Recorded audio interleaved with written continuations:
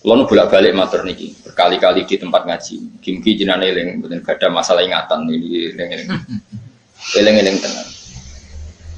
Wong nak soleh, ya soleh mulai cilik, cek soleh dadakan terus husnul khotimah. Pokoknya napa? Soleh. Niku nak mati, niku bumi ku nangis. Nangise bumi ku kekurangan utawi kalong wong sing sujud ning dekne. Ya Allah Gusti, biasanya wonten tiyang niku sujud teng nggen kula, dia berperilaku baik teng nggen kula, sakniki tiyang niku mun jenengan ambil nangis bumi. Sakniki sing urip karek bedua-bedua, damel narkoba, damel ngefly, damel macam-macam. Itu nangis bumi. Langit sewenang. Gusti matur nuwun Gusti, orang itu saya tunggu lama, sekarang sudah engkau angkat ke tempat kami. Maksudnya diangkat teng langit. Sing bumi nangis, sing langit apa? Seneng. Nah kemudian kita berpikir begini, bumi kok iso nangis piye? Nah itu terserah sampai apa termasuk ulama zahir, apa termasuk ulama batin. Kalau ulama zahir mengatakan bumi nangis itu mau kinayatun anil husni, pokoknya pantesi bumi itu susah, wong kelangan putra terbaiknya. Tapi nak cara ulama-ulama hakikat yang mengenali sekali betapa kudrohnya Allah, betapa kudrohnya Allah itu tidak terbatas. Itu yang meyakini bumi nangis itu nangis tenan. Misalnya ngeten kalau tak terang normal ya. Kue bayang lo jadi Nabi Adam, ngurung kue bayang lo jadi Nabi Adam tenan. Terus Nabi Adam orang pertama, dia tahu betul kalau dia dicipta dari bumi. Dan dia pula tahu betul, beliau tahu kalau dia bisa ngomong, bisa mikir, bisa macam-macam. Terus indukannya beliau itu bumi. Mesti pikiran Nabi Adam, jangan-jangan bumi ini juga bisa berpikir kayak saya. Ini kan materi saya, karena saya dari bumi ini bisa ngomong, bisa melihat macam-macam. Terus bedanya apa menurut sobat napa? Umpama kowe dadi Nabi napa? Adam. Orang yang dekat sekali, qoribu ahdin, dekat sekali dengan kesaksian kudroh Allah. Gini ku dekne roh nak materi ini ke bumi dan dia orang pertama yang orang lali kawan. Tapi ketika sudah ribuan orang, mungkin jutaan orang, lali. Seakan-akan bumi itu tidak jenis dari kita. Bumi adalah hal yang berbeda dengan kita. Kita manusia berakal, bumi itu benda mati. Terus kayak katut wong goblok-goblok, bumi itu benda mati. Sajane ya rada kriminal wong Islam muni bumi itu benda mati. Enggak bisa berpikir hanya manusia. Itu kengawuran-kengawuran yang kita ciptakan sendiri, kita wariskan turun-temurun. Umpama kowe iku dadi ulama, ngomong ngono iku isin. Bumi kok nyekseni kowe sujud, banyu nyekseni mbok pangan, mbok ombe kanggo sujud. Semua itu bersaksi tentang kita. Lah nek sampean tanglet kula, cara melogika gimana? Begini, tak wari cara gampang-gampangan ya. Kan wonten latihan ya, misalnya la ilaha illallah kalimatu haqqin 'alaiha nahya wa 'alaiha namut. Waliha ke, nupas nubabiah nupas nambri. Waliha ke, waliha nubabiah. Kata waliha nupas kata babiah nambri. Waliha. Oh tentang babiah. Oh kata sing waridan walihan. Sanad kula musalsal untuk nabi ini babiah kan. Kebenaran guru kula macamnya babiah, tapi ada yang maca waliha. Begini caranya sampai mikir kita tawarai tauhid sing kasep. Tauhid ini yang dawe Sayyidina Ali lau kusifal khoto umastatu yakinan. Umpama somben tutup iku dibuka, akulah imanku ora tambah mbek pangeran. Karena tren dunia dan akhirat sama. Zaman yang dunia ya Allah ala kulli syai'in qadir, kok zaman yang akhirat ya Allah ala kulli syai'in. Cara Sayyidina Ali, somben aku wis matilah imanku ora tambah, meskipun aku ora swarga neraka. Lah kena napa? Darah padha wae ning dunia ya pertunjukan kudratullah, ning akhirat ya pertunjukan kudratullah. Jadi pikirannya Sayyidina Ali seperti itu. Buatin sampean tak latih senang pangeran. Misalnya begini, sampean tak latih, harus latihan, memang harus seperti ini latihan. Saya kan lahir misalnya tahun 1970. Berarti mulai Nabi Adam itu saya kan nggak ada. Ngerti-ngerti ada. Saya mengira waktu zaman tidak ada itu panjang apa cepat? Cepat, karena kita tidak melalui itu, ujuk-ujuk. Wujud. Kadang aku mati ya wedi kan. Mau mati jebule kiamat 1 juta tahun kasih wopo nang kuburan. Masih di Khalillah lho. Wopo enten tenan. Makanya aku ya ora roh, tak tinggal turu sakmono kan yo nglilir kok. Nang nglilir terus nang ndi terus. Apa mlaku-mlaku nang donya apa piye kok. Nak turu ya kok ngani ngoyo turu kok. Ribuan tahun lintas. Terus ya apa jajal? Sampeyan tak takok, misalnya sampeyan ning kuburan iku. Apa ngadepi muka nake tukaran terus itu keselen tukaran nopo ratusan ribu mungkin. Nah terus kita dilatih kata Sayyidina Ali gampang latihan seperti kata Sayyidina Ali apa gampang ya wong alim. Pada akhirnya kita ini aku zaman urip ora ro karepe ngerti-ngerti urip mati ora ro karepe pas mati sampean petangin dah ora ro karepe pokoke wa mata syauna illa ya Allah. Makanya masyhur dia ketemu orang ateis. Dia orang ateis itu anti Tuhan, anti Tuhan pokoknya. Dia ditanya, lalu kamu hidup itu karena siapa? Ya gak tahu hidup. Lalu kamu mati yang menentukan siapa? Ya gak tahu kalau tahu mati. Ya berarti Anda gak bisa menentukan diri kamu sendiri. Akhirnya dia netas. Ya ada yang menentukan. Lah ya ada yang menentukan itu dalam Islam disebut Allah. Disebut kalimat haqqin alihanahya wa alihanamut. Jadi kalau maknanya itu kalimat yang benar-benar nyata, yang karena kalimat itu pula kita mendapat kehidupan, yang karena kalimat itu pula kita mati, yang karena kalimat itu pula kita akan bangkit lagi. Itu yang makna hakikat. Tapi kalau makna syariat enggak begitu. Kalau makna syariat begini, dan ini benar juga. Mulanya kena ada di ulama, ciri utama ulama itu jamiul bayan. Dia kalau menjelaskan itu indah sekali dan orang pasti taslim. Sama saya tak warai tenan. Sama kan biasa wiridan la ilaha illallah kan biasa. Mulai mimpin tahlil sampai kepeksa mergo do tahlil melok sampai sing darani bid'ah akhirnya ya melok tanggane napa? Tahlil. Wewal. Kata Ibnu Qayyim Al-Jauziyah dalam kitab Zaidul Ma'ad. Kitab Zaidul Ma'ad itu kitab kesayangannya Sayyid Abdul Haddad. Sayyid Abdul Haddad itu pengagum kitab Zaidul Ma'ad.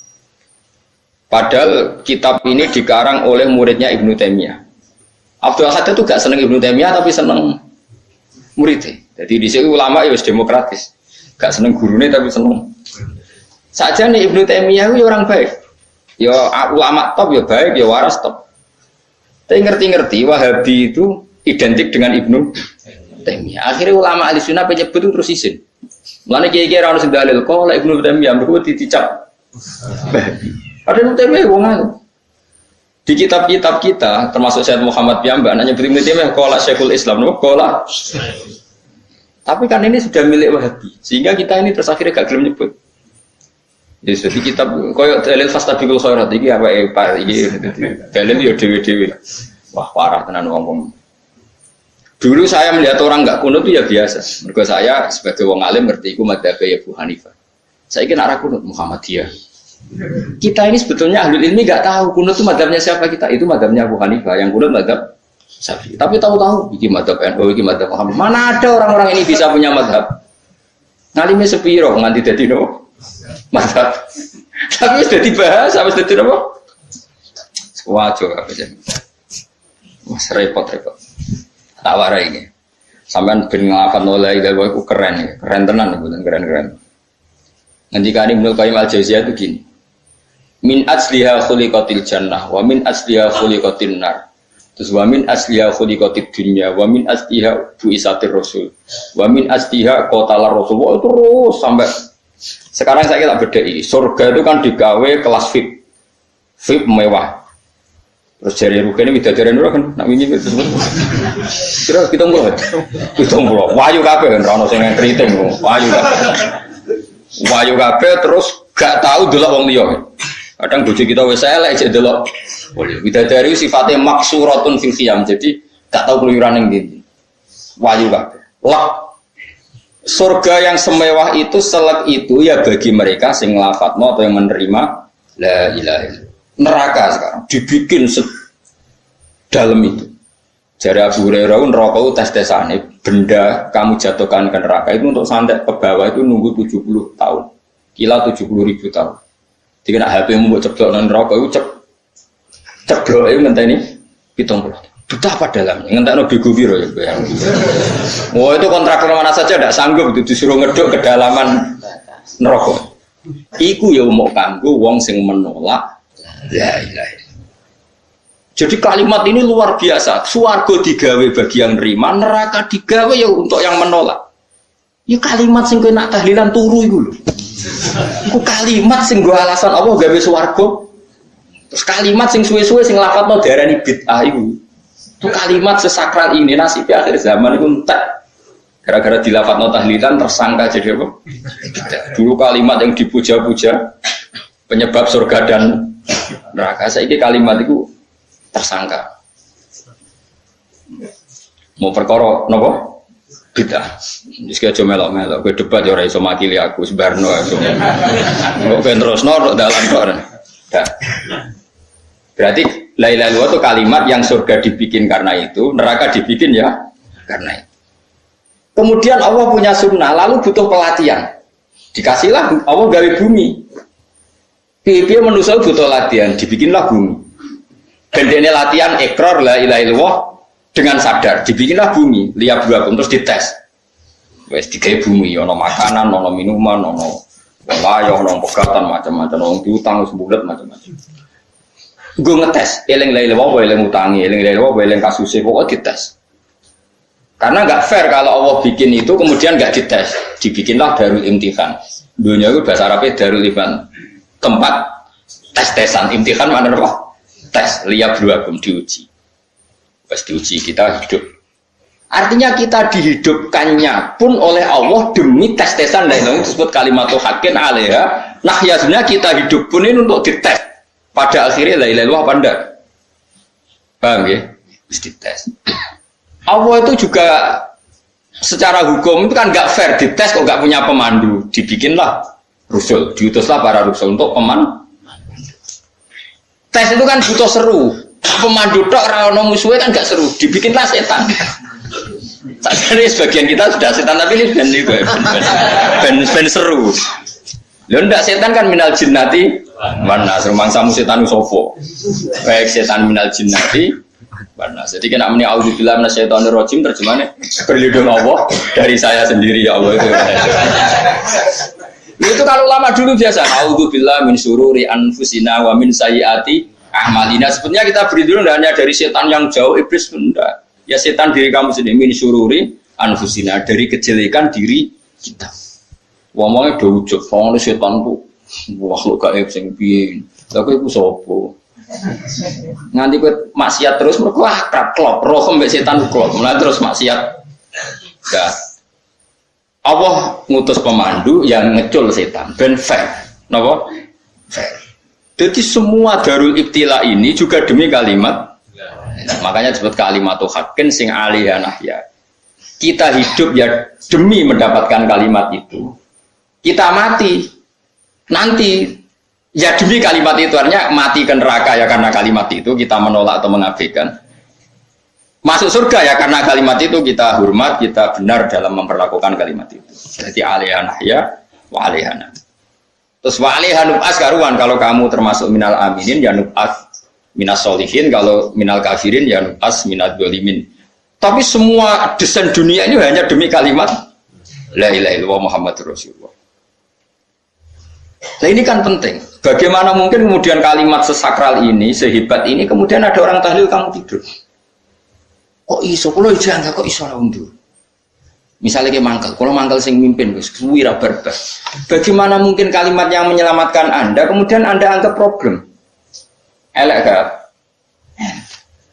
Apalagi kamu anggap ini bid'ah. Nak cara kula oke lah. Ndongakno mayit itu gak ono tuntunan Nabi. Tahlilan gak ono tuntunan. Tapi wis muni tok kono tok. Artinya mun tok kono tok ora usah nyerang kalimah, enak kalimah tetap kalimah. Soal kowe ora seneng sing tahlil, ketiga profesi lah itu wonge wae gedingnya jogeman. Ya saya misalnya, saya kadang tidak cocok sama mubalik karena kadang profesi. Tapi saya tidak pernah anti pengajian, bagaimana itu membawa syiar Islam. Tapi kalau mubalik kadang ora seneng, kadang takon untuk piro. Bareng sangone sithik, kok sumput transportasi ini. Lah wong ngono kok seneng iku piye? Tapi kayak terus gedeng keliru ku sing gawa syiar Islam. Mana ada pengajian didengar orang banyak tanpa mubalik? Enggak iso. Ini iso melekukno barang-barang ra penting jadi penting iso. Nah cara guruku teng sarang yang apa melepuk nganggo panggung barang karena tapi kadang ya benar. Yang namanya mudin mubalek ya itu bisa benar bisa salah, tapi kamu nggak boleh gedeng kalimatnya. Ini kalimatnya kalimat hak. Nah, ini penting kalau utarakan. Sehingga zaman Nabi Sugeng ini rungokno tenan ngaji. Zaman Nabi Sugeng itu ada sahabat namanya itu Usamah bin Zaid. Ini sahabat kesayangannya Nabi, hibbu Rasulillah. Usamah itu diutus Nabi perang. Ini dengerin diutus perang. Pas perang itu si kafir tadi mengenggal temannya. Ada yang tangannya putus, kakinya putus. Wah, seorang kafir ini sudah luar biasa. Bacok sana, bacok sini. Ketika terdesak oleh pasukan Usamah, kebetulan Usamah ini cakap ya, sama beberapa temannya orang Ansor. Orang kafir yang sudah kotoa arjulana wa kotoa aidiana, dia pas terdesak bilang la ilaha illallah. Terus sama Usamah tetap ditusuk, dibunuh karena dia berpikir ini qolaha muta'awid dan dia melafadzkan kalimat itu hanya berlindung dari pembunuh. Setelah dilaporkan Nabi itu marah besar. Nabi ngendikan kaifa anta ya Usamah bila ilaha illallah idza ja'at bika yaumal qiyamah. Kowe nek ditakoki la ilaha illallah ku piye?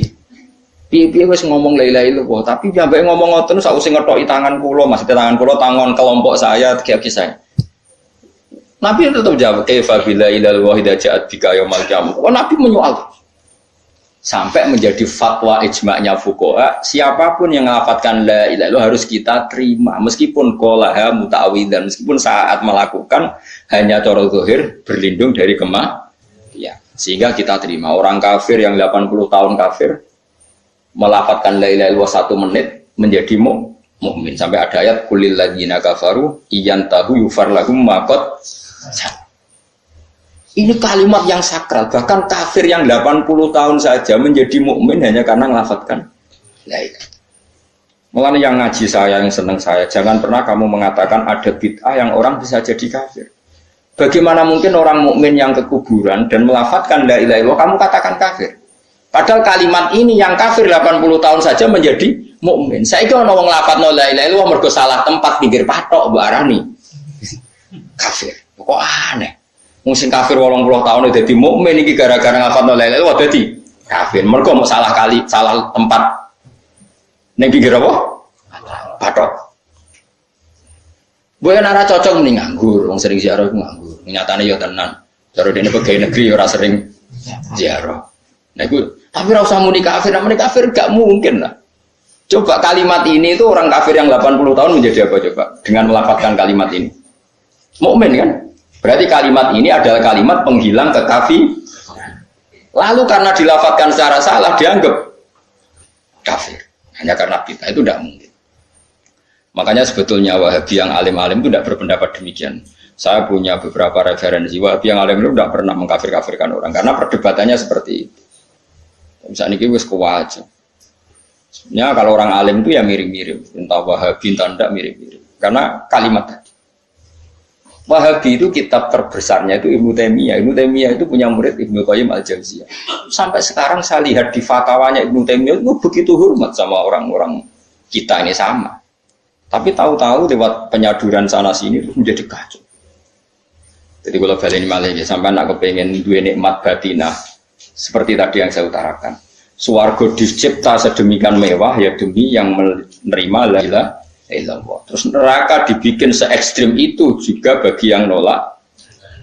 Kemudian dibikin darul pelatihan yaitu dunia ya karena kalimat berarti kalimat ini luar biasa.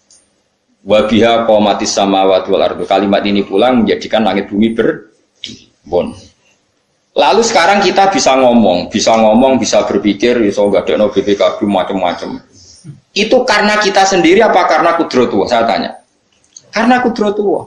Kalau karena kudratullah, apa susahnya Allah bikin kemampuan tanah ini nangis, tanah ini susah. Wong podo-podo kowe iso nangis, iso mikir ya mergo kudratullah, ndak karena kamu. Harusnya ya sama, bumi-bumi ini bisa menangis juga karena kudratullah. Makanya bumi ini menangis ketika enggak ada orang yang sujud. Iku ya mungkin. Wong zaman kowe iso nangis ya krana kudratullah, mestine bumi yang kamu katakan benda mati, hakikatnya dengan kudratullah juga sama dengan kita. Mulanya tenggene kitab Al-Husunul Hamidiyah, kulon ngerasa utang tenan be kitab. Dulu saya ngaji 2 tahun kitab langsung. Kitabnya kecil tapi saya ngaji itu 2 tahun. berkali-kali saya ulang. Itu beliau cerita gini. Dia yang ngarang itu orang alim, kebetulan dia orang India. Memang kelebihannya kitab dikarang orang Arab itu luweh bulat. Wong Arab kan semuanya Islam, karangannya itu standar. Ini dikarang orang India. Di Tonggo Blodor, di masjid nyanyi, pada dikarang ulama yang masyarakatnya itu udah karu-karuan. Beliau cerita itu gini. Manusia itu punya satu kebodohan, di mana kebodohan itu disebabkan oleh Robtul Asbab Al-Adiyah, mengkaitkan sebab sing biasa-biasa. Misalnya gini, taman saya kita omongin, misalnya ada orang bilang gini, batu ini nanti itu menjadi ayam. Orang bilang mukhal apa enggak? Enggak, jawab saja. Mukhal. Kenapa bilang mukhal? Karena dikira tidak bisa kan? Enggak, jawab saja. Jawab satu saja. Batu ini menjadi ayam. Kamu jawab mukhal. Alasannya apa? Alasannya tidak mungkin terjadi, apa kamu tidak bisa? Sebetulnya karena kamu udah bisa. Udah. Kalau dia nyontok nombor tahun Indonesia, nyontok nombor kayak kelungsu lah. Anak apa? Biji asem, nak gini terus kelungsu. Lau biroda karrojul. Andai kan orang itu kamu kasih tahu, kelungsu ini biji asem itu, biji pohon asem itu. Nanti yang kecil ini suatu saat besar. Setelah besar buahnya banyak, tambah besar, tambah besar. Terus orang bilang mungkin. Ketika bilang mungkin itu karena dia bisa, apa hanya karena menyaksikan berkali-kali ada kejadian nak kelungsu ditandur, iku iso dadi gede. Coba sama jawab. Karena dia bisa, apa karena hanya menyaksikan itu sering terjadi? Hanya menyaksikan. Artinya zaman dia mengatakan mungkin itu pun tidak memberi kontribusi ikut buat. Iya enggak? Tetap bergantung kudrohnya Allah. Dia hanya bilang mungkin karena sering melihat. Sebenarnya dia enggak sama sekali memberi kontribusi. Lha darani mungkin ya ora urun. Paham ya? Lalu kenapa dia kecangkeman terus muni wong wis mati dadi lemah gak mungkin dadi manusa meneh.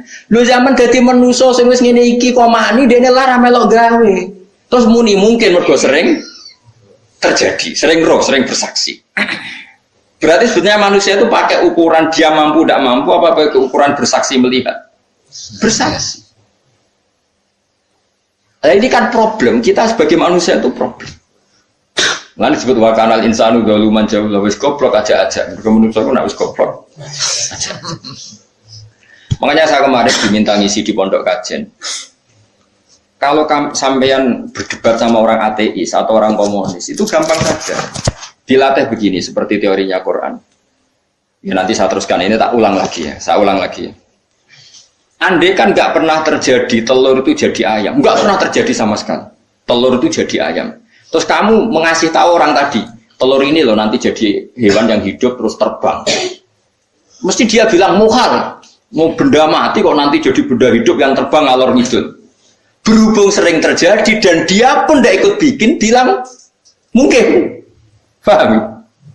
Saya ulang lagi ya. Berarti dia bilang mungkin karena sering apa? Terjadi dan dia lihat. Andai kan pertama kali nggak ada telur sama sekali yang jadi ayam, terus pengalaman pertama di dunia belum pernah terjadi. Kamu kasih tahu telur ini nanti jadi ayam terus terbang. Orang ini bilang muhal enggak? Muhal. Berhubung sering terjadi bilang enggak. Nah berarti kita nanti bangkit dari kubur gampang saja bagi Allah. Cuma belum pernah terjadi kamu mengatakan muhal. Nah makanya otak kita harus dibenahi. Makanya jogeman percaya yang pernah kita lihat.